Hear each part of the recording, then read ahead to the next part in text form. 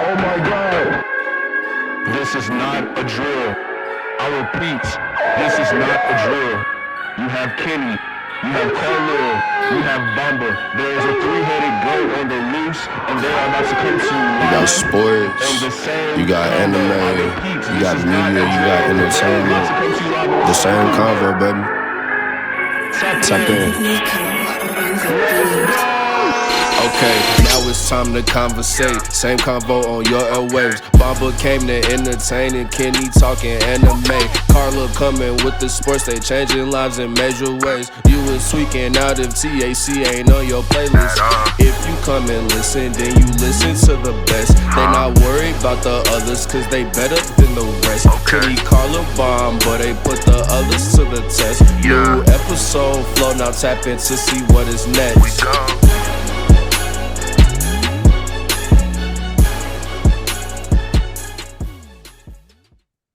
Welcome back. This is the same convo with your same host, Kenny, Carlil, and Bomba. And this podcast where we talk everything sports, anime, and media and entertainment. This is the sports segment. So let's see, how am I gonna start this? Which way do I want to go? Let's just talk about basketball first, and we'll get into all the football hullabaloo right after. Hullabaloo. This is the podcast where we talk everything sports, anime, and media entertainment. And this is the sports segment. Before we get into all the football hullabaloo, let's start in that National Basketball Association. Last week we talked about two particular players, and I feel like it's only appropriate that we talk about them briefly again. The two players I'm referring to are Nikola Jokic and Joel Embiid. Last week we said Nikola Jokic is the best center in the league because of the multitude of things that he provides to his team. And I believe in the past for this season, we said we believe he's going to win MVP again this season. Does Joel's 70-point game change any of that? No. Nothing? No. 70? 70? No, that doesn't change anything. I also like to say that Al said that Jokic might not be the number one for the MVP, but yeah, it doesn't change much. Carl Anthony Towns had 62 that same night. Is he a top 3 center now? That's in the not first 70. half? You said what? 62 ain't 70. Are you on But discredit think because he was 40 points 8 in one points half. short? What? I'm trying to use your question against you.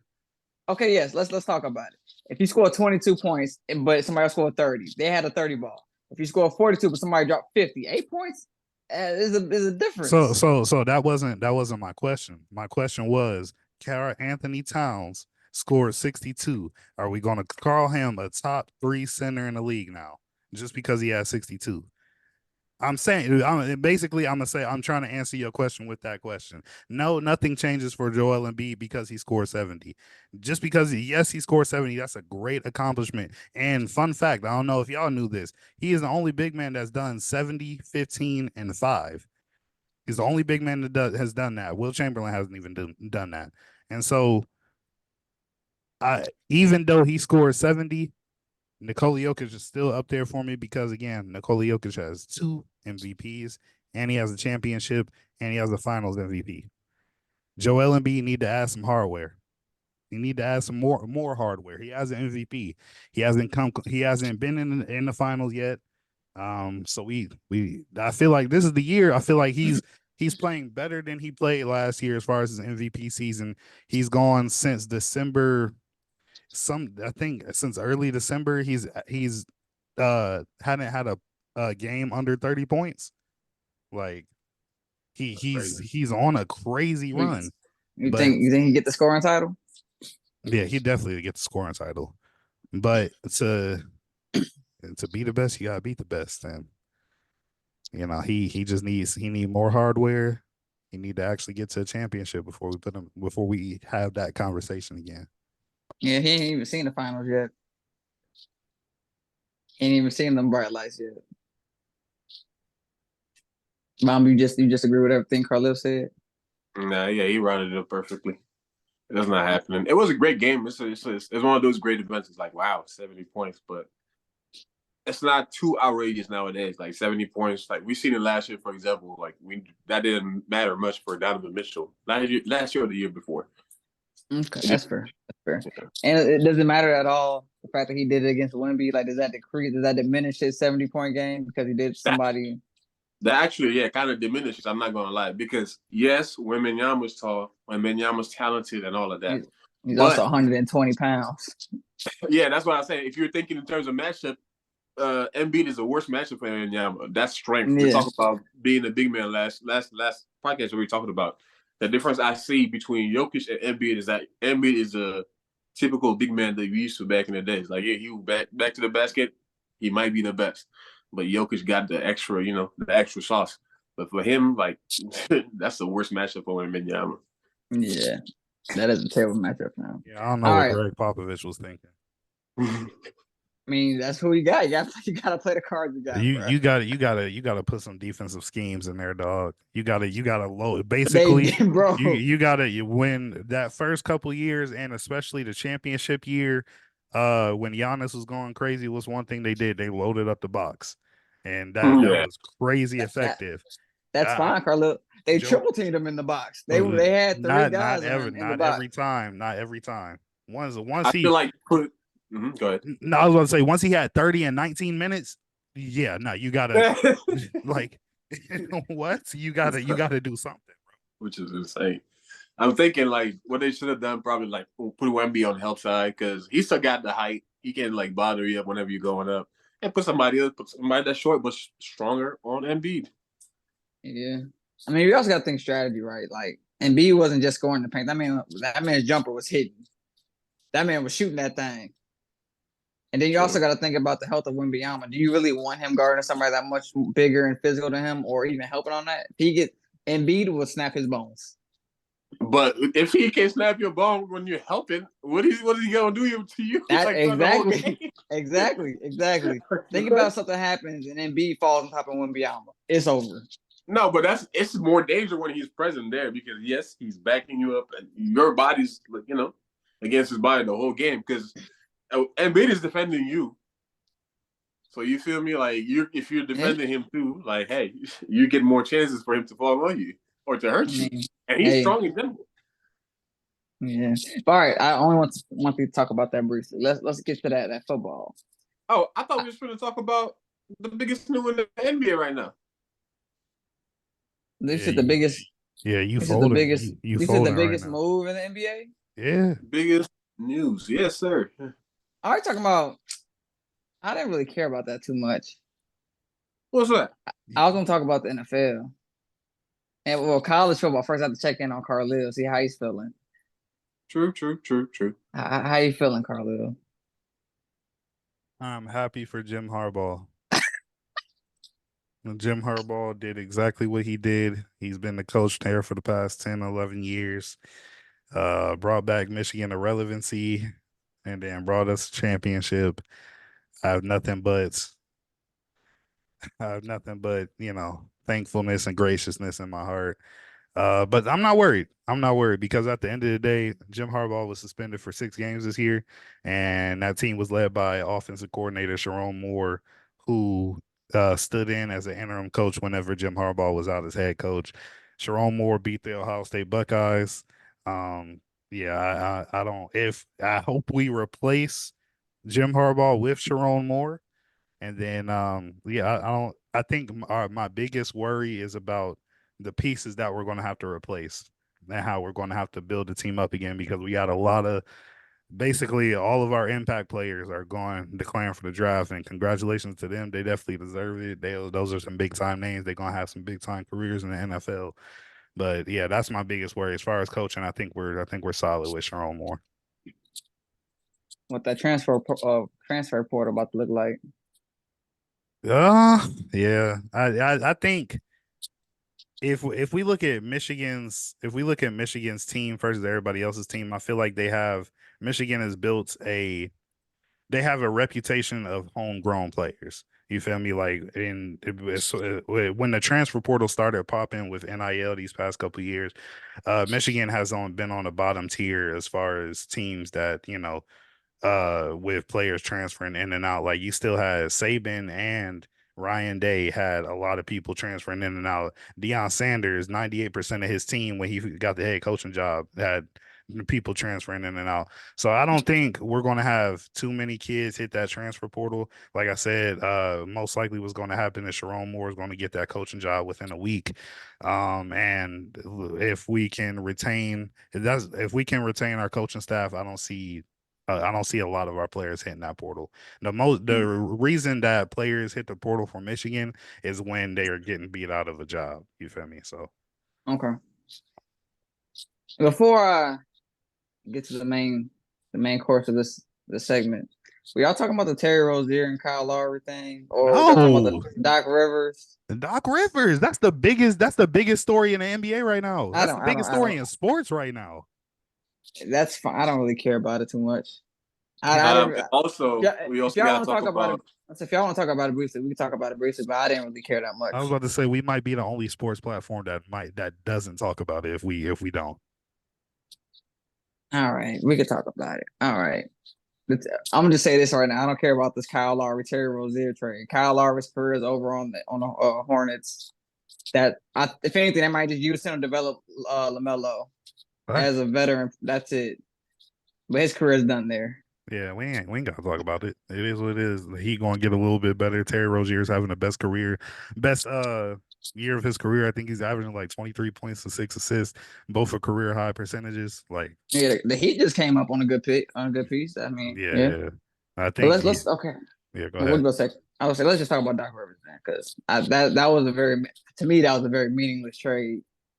To me, I think it has the world on fire right now just because of a lot of it, because when you look at it on paper, the Bucks are 30-13 and they just fired their head coach. The last time that happened was with David. I was talking about the trade, not the coaching. I was talking about the trade between Terry and Kyle Lowry. That was meh. No, I ain't had too much more to say about that. Okay, cool.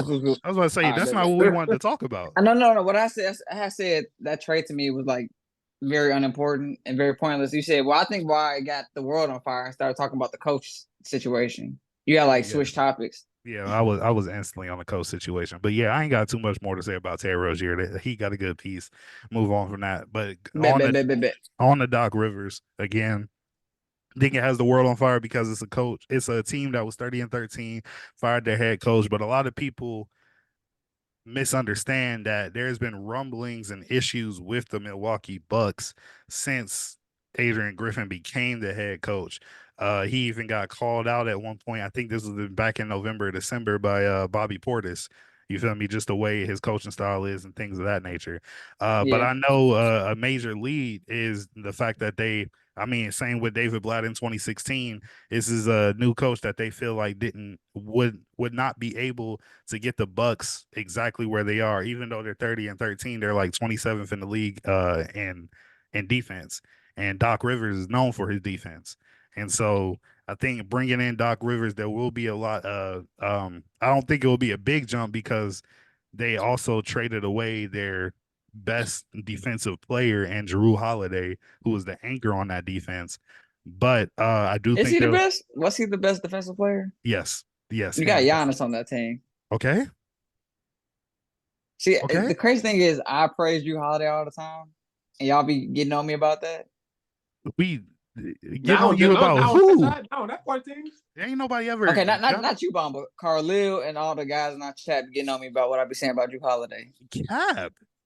I've never came at you once, and you can't find proof.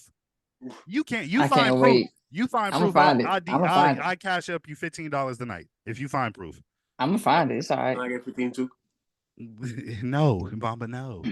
But I don't want to go too. Wait. Can we take on it? Can we? No crosses count. I promise you, no crosses. And look, I don't want to put my toes in the camera because they a little ashy right now.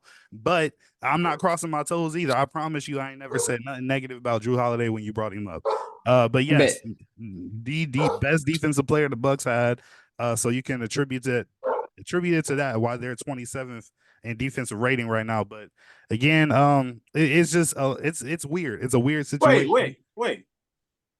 Drew Holiday for what? Where is Drew Holiday at? He's Boston Celtics. He's in the Celtics. Yeah, why are we talking about him? I'm saying that's the reason. That's one of the reasons why they're not a good defensive team anymore. Because last year they were the 4th in defense. This year they're 27th in defense. They traded away their best defensive player and then arguably the best defensive point guard in the league. So, who did they get for that trade?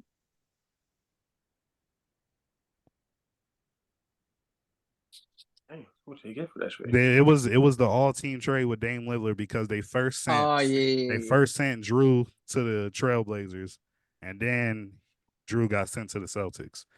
I forgot about that. They traded defense for offense. But at the end of the day, it was just weird that it happened mid-season. It's not like it doesn't happen, but it's on a rare occasions. But I mean, I really don't understand. I don't think I don't think their record or their efficiency was the issue. From what I've seen, he just wasn't a good team manager as a coach. He had his players are pretty much checking. Well, when it came to Giannis, I seen a clip. He subbed Giannis out. Giannis went like, "What the hell are you doing?" Subbed him right back in. And as a coach, you have to be able to draw that line. Like, I'm running this team. I'm managing this team. This is clearly the players aren't buying into his leadership. You know what I mean?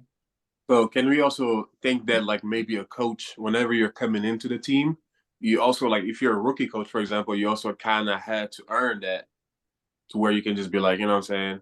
Because at the end of the day, when you look at an organization like the Bucks, for everything that they've done to make sure to maintain Giannis, of course he got the last say of things. So if you're not a heavy coach, he had their coach for a while, and at some point it was just not working. Was it not working because they weren't able to win? I don't think that was the issue back then. Mm-hmm. It was just that maybe there was a certain agreement that didn't exist anymore. And then for this coach, like Carlos said, there was a Bobby Portis incident to where one of them tried to check the other. And there was also an incident where he tried to call Damian Lillard and Giannis in practice to kind of trying to check him or something. So people been feeling like maybe it's like more of a locker room issue.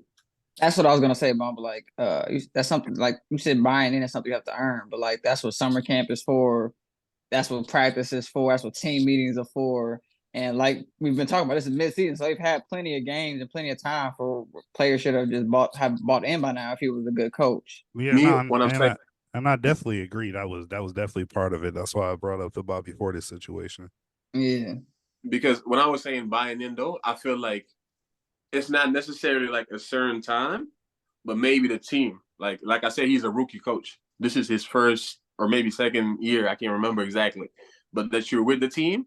So I feel like maybe like once you're able to win with a certain team and then maybe a certain contract hit, then you can able to kind of put your foot down. But maybe if like the contract doesn't really reflect that importance, like you're just a rookie coach, why are you talking to me that way? Or why are you pulling me out of the game? You know, like this is my team type shit. Yeah. Well, he's gone now. Do y'all think Doc Rivers makes an impact on that team? It's been 16 years since that man won a championship. Fuck no. Like I don't understand. I feel like the impact with Doc Rivers, you're going to go from 27th in the league defense to maybe top 10. I feel like that's the impact that he has. But Doc Rivers, previous to this, he had a great Philadelphia 76ers team. Previous to that, he had a great Clippers team. He's had great teams before, and he has not won a championship since 2008. And my math would have been wrong. It's probably not 16 years. But yeah, no. It's probably it's like 15. No, it's like 16. No, I was right. 16. I was right. This is technically the 2023 season, I guess, technically. So 15-ish. No. To answer your question, no. It's not. I think, and if he does, I will apologize. And that's why I said I didn't really want to talk about this. I'm on the same boat as you. Like Doc Rivers is probably going to make it to the Hall of Fame, but as it pertains to Hall of Fame coaches, the Pat Rileys, the Phil Jacksons, and Popovich's, he's not in that tier of coaching. And which is crazier, this man was an advisor to Adrian Griffin. This earlier this season, he was they had him as an advisor to Adrian Griffin to help him, as a head coach, and now he's the head coach. It's kind of crazy. Dirty macking on the side. But it's also crazy that they have to pay 3 coaches. They have 3 coaches on payroll this season, which is actually insane. Yeah. Facts. Sometimes you got to bite the bullet and just deal with one of the coaches that you have. But this is why I didn't want to talk about. I feel like they didn't really do much to me. To me, at least it wasn't that much. But let's get on to what I really want to talk about. All right. So if I can recall correctly from last week, right? Last week, did we all predict the same thing? No, Carlil predicted the Bills winning. I did. Carlil predicted the Bills. And we would have had them too if it wasn't for that medal in Mahomes. I'm just. I think I'm the only one who got this 100% correct.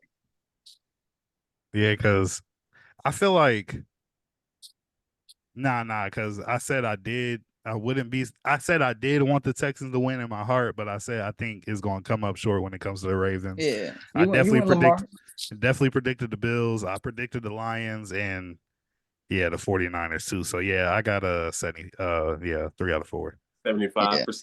Yeah, both of y'all 75. Y'all see average ass. I'm gonna stop cussing so much. Anyway, let's not focus on the predictions. Let's talk about the substance of our predictions. So we all thought the 49ers was gonna blow Green Bay out. Before we even talk about that, let's predict who's winning these next battles. That's gonna go into everything. So we got the Chiefs versus Ravens, and we got Lions versus 49ers. Lamar Jackson. I know you probably don't watch this. I know you probably haven't heard of us, but I need you. The world needs you to knock these niggas out the playoffs. If I have to see one more fucking news story about Taylor Swift and how the swag surf is the Chiefs' viral dance. Yeah, that was crazy. Oh, I'm gonna shoot somebody. Racist. That was racist. Shoot myself. Lamar Jackson, you got to. I predict the Ravens to get to the Super Bowl. I need the Ravens to get to the Super Bowl. I don't want to hear about the Chiefs no more this season. No more. They need, Travis Kelce, if you're seeing this, she might be the greatest white woman of all time, but leave her, please. I want to see her in a fucking stadium. She is not the greatest white woman of all. Adele is not dead. Adele is much alive. She's a greater white woman than Taylor Swift. Yes, absolutely. Okay, well, we can save that for a future media entertainment topic. We'll know it's about flavor. Who got flavor? Seasoning. Exactly. If you're talking about that, then Kesha's up there. Kesha, she got cocaine sprinkled in there. You tripping? On the clock. He said Kesha. Anyway, this is the sports segment. Okay, Carlil's going Ravens. Bomba, who you got? I think that what Carlil said earlier is more important that y'all realize it. Black History Month is on the way. We cannot let this slide. You know what I'm saying? This is personal. Not only do you need to beat them, but you need to emote it afterwards. Swag surf on them motherfuckers. So I'm going Ravens. Oh, I want every touchdown celebration to be a fucking swag surf. Mm-hmm.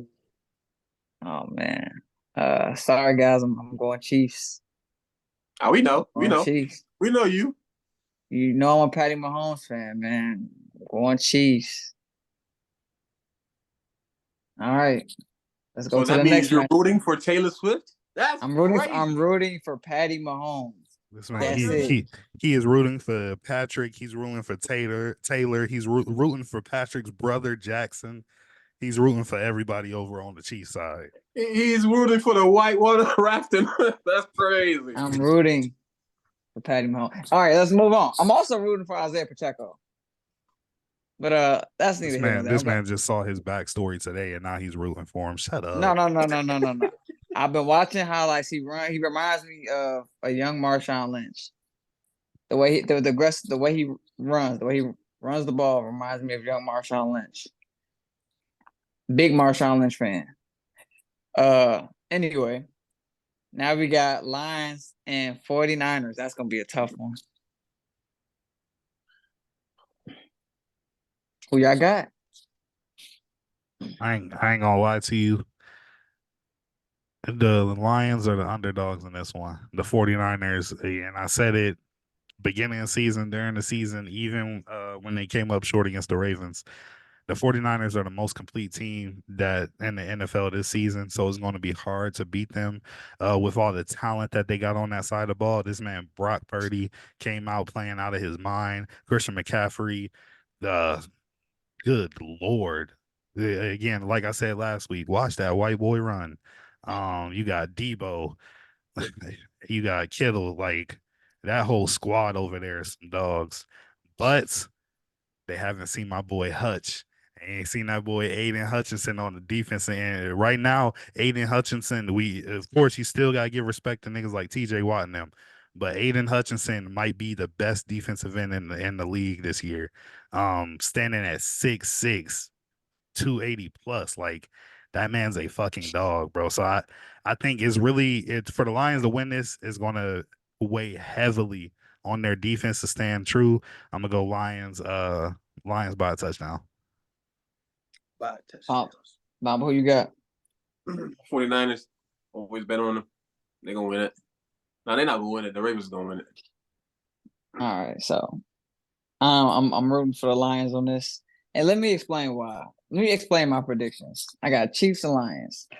For one, I think Chiefs have performed the best this past week out of all the teams. They arguably played against the best team out of the other three teams. Ravens beat the Texans, who haven't come this far in who knows how long. Rookie quarterback. Don't get me wrong, Lamar performed great, but they definitely had an easier time. They had an easier matchup than the Chiefs, who had to go against widely considered the best quarterback this season, Josh Allen. Mm. And that's also a great Bills team.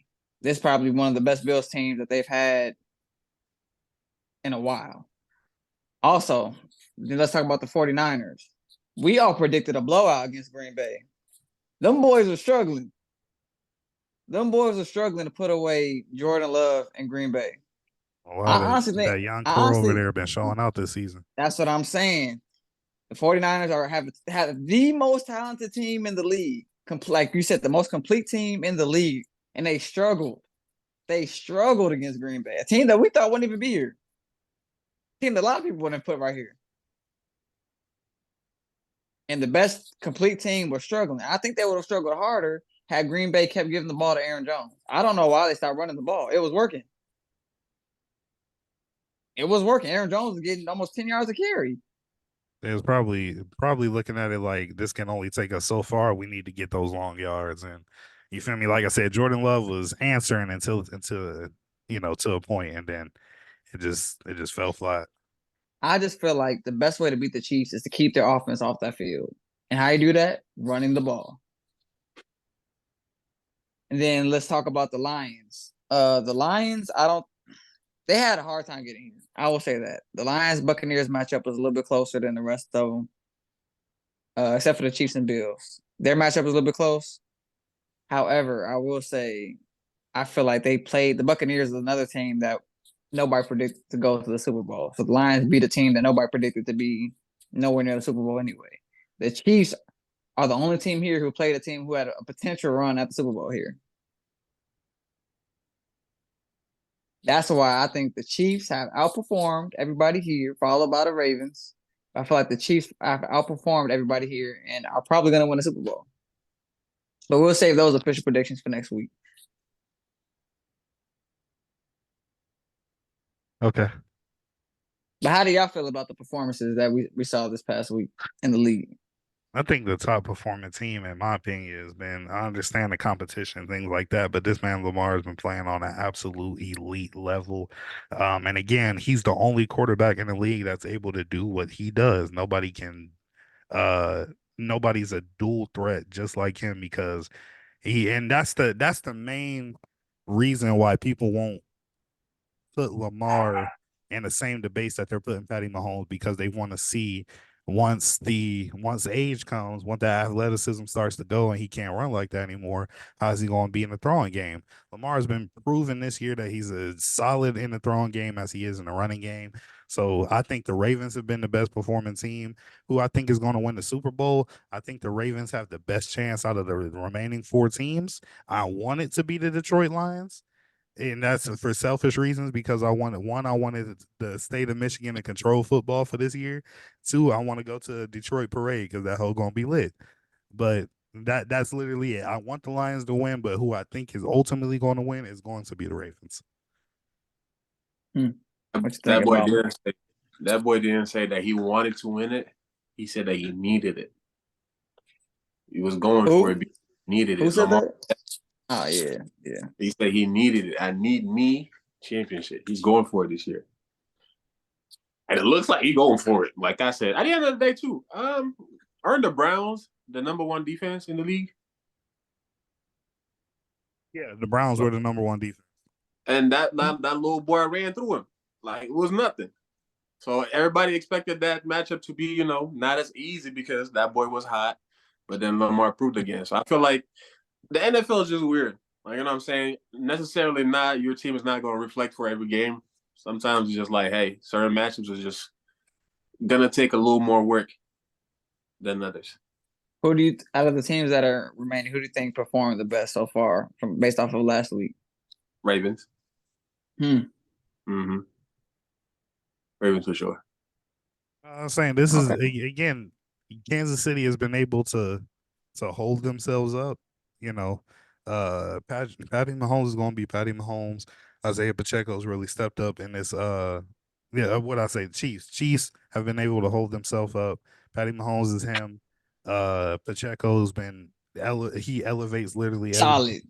Solid. Travis Kelce is going to be Travis Kelce, but again, I think we can all agree that this still isn't the same dominant Chiefs team that we're used to seeing.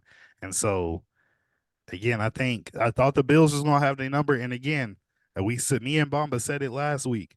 If it weren't for a couple drop passes and a missed field goal, they damn near would have had their number. They damn near would have had their number if it wasn't today. That I've never seen wide receivers fail a quarterback in a playoff game like what's his name? Like Josh Allen's wide receivers failed him last week. I've never seen that before. So they almost had him. But again, like I said, Patty's Patty. But I think the Ravens got the Chiefs number this week. Well, we'll all be tuning in to find out, see whose predictions are right this next week. That's all I have for the sports segment. Hope you all enjoyed. Like, share, subscribe, put your predictions down there in the chat, and then all your chats down there in the description and all that. Put down there. Put your predictions down there. Yeah.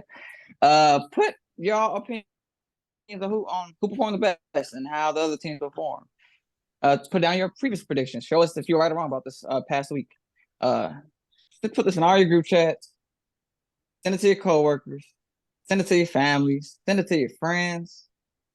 Most importantly, send this to your grandma. Grandma's like football. Facts, Grandma's like sports. My grandma loves Send this football. to her. And we out of here.